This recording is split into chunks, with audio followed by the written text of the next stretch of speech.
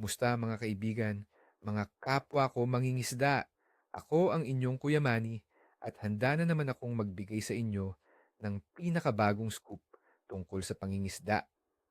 Ngayon, pag-uusapan natin ang huling alas para sa ikapitong ng Nobyembre 2025.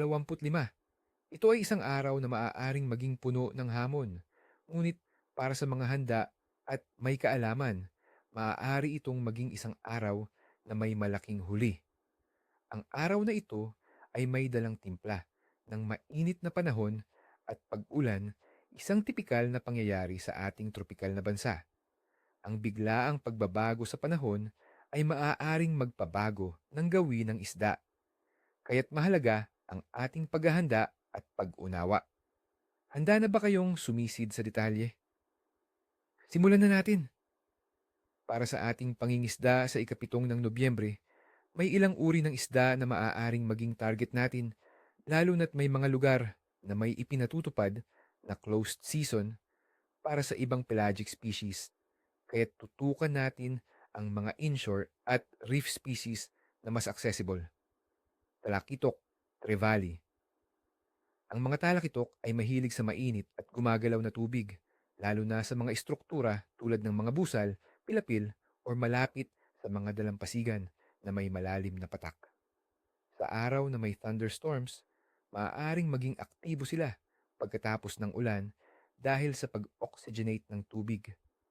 Subukan silang hulihin gamit ang poppers o jigs sa ibabaw ng tubig sa umaga o hapon. Kung walang kagat sa itaas, magjigging ng mas malalim.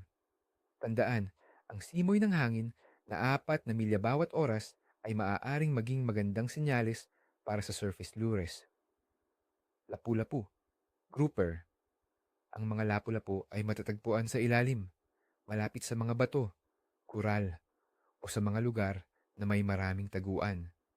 Dahil sa mainit na temperatura ng tubig na umaabot sa 28 hanggang 30 degrees Celsius, maaari silang magtago sa mas malalim at mas malamig na bahagi. Gumamit ng live bite tulad ng hipon or maliliit na isda o kaya'y hiwa-hiwang isda. Ang paghuli sa kanila ay mas epektibo sa maagang umaga o bago sumapit ang dilim. Maya-maya, mangrove snapper. Kung mga maya-maya ay katulad ng lapu-lapu na mahilig sa mga estruktura, lalo na sa mga bakawan o sa gilid ng mga reef.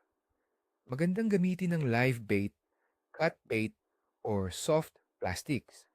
Ang pag-ulan at pagtaas ng level ng tubig ay maaaring magdala ng mas maraming pagkain sa kanilang kinalalagyan, kaya't subukan ang mga gilid ng bakawan o mga bunganga ng ilog. Ngayon, alamin natin kung bakit ganito ang aking payo base sa aktwal na kondisyon. Panahon. Para sa ikapitong ng Nobyembre, 2025, asahan natin ang mainit na panahon na may temperatura sa pagitan ng 26 at 31 degrees Celsius. Ang halumigmig ay nasa 86%, kaya't asahan ang maalinsaangang pakiramdam. May tsansa ng thunderstorms sa araw na may 40% at gagaan sa pag-ulan sa gabi na may 65%. Ang hangin ay magaan mula sa hilaga na umaabot sa 4 na milya bawat oras.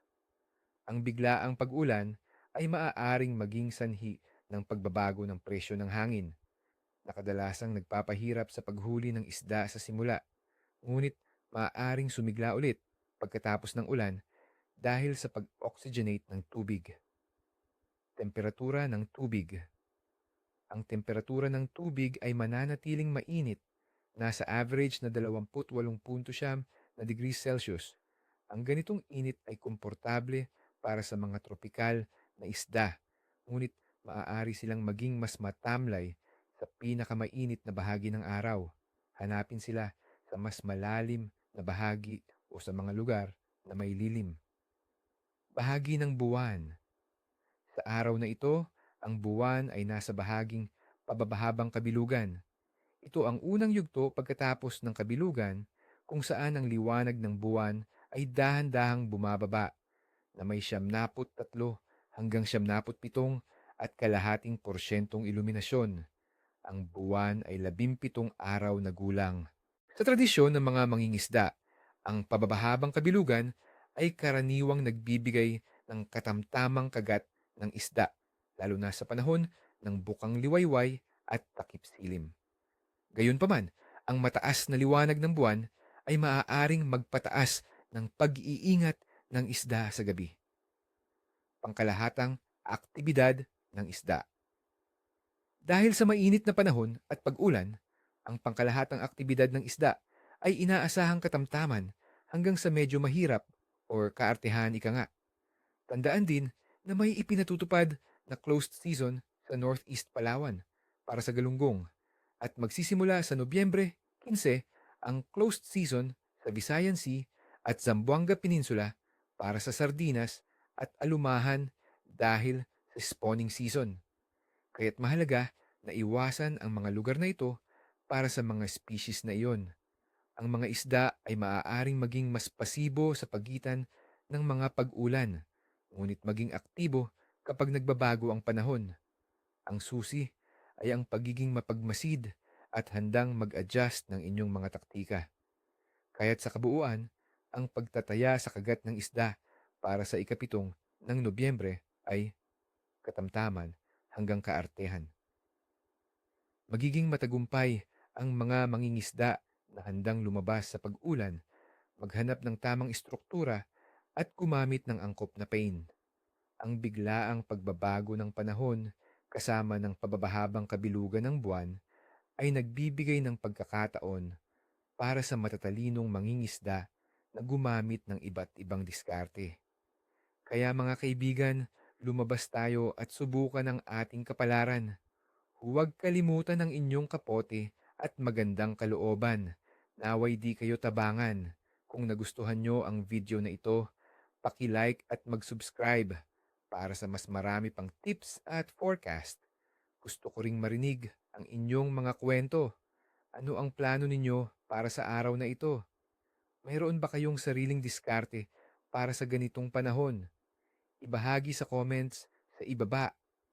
Hanggang sa muli, mga kaibigan, at niwalang buntot, niwalang kaliskis.